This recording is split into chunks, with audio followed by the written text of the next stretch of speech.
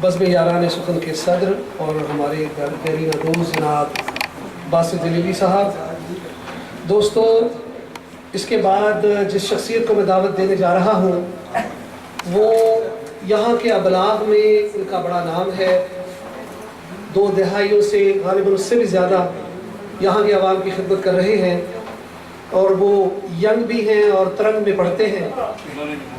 تو آئیے ان کا تعارف ہو جائے. تو میں نے بلاتا ہوں کہ اپنے اطراف میں خالد بھائی اپنے اطراف میں جو ہوتا ہے آس اور یاس کی کہانی ہے.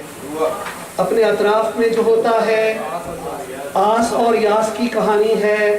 فطرتاً ہے سلیم فطرت کے، ان کی قسمت میں کامرانی ہے. جناب سلیم سے کے ساتھ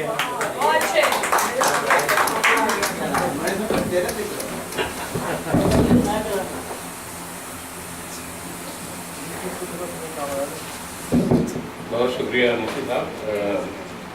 اصل میں تو ہم ضرور صاحب سننے آئے ہیں کہ اپنی مختصر سی عرض کیا ہے کہ دنیا نے خواہشات کے چہرے لگا دیے. دنیا نے خواہشات کے چہرے لگا لیے.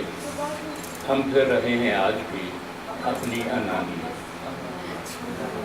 کچھ اس نے اپنے آپ کو محدود کر لیا، کچھ اس نے اپنے آپ کو محدود کر لیا، کچھ ہم نے اپنے آپ کے پہرے.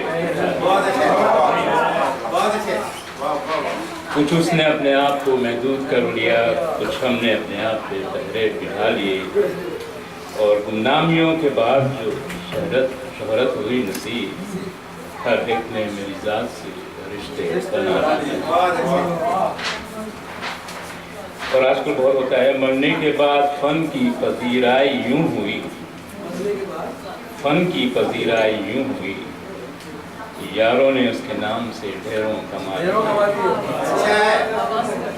یاروں نے اس کے نام سے ڈھیروں کما لیے.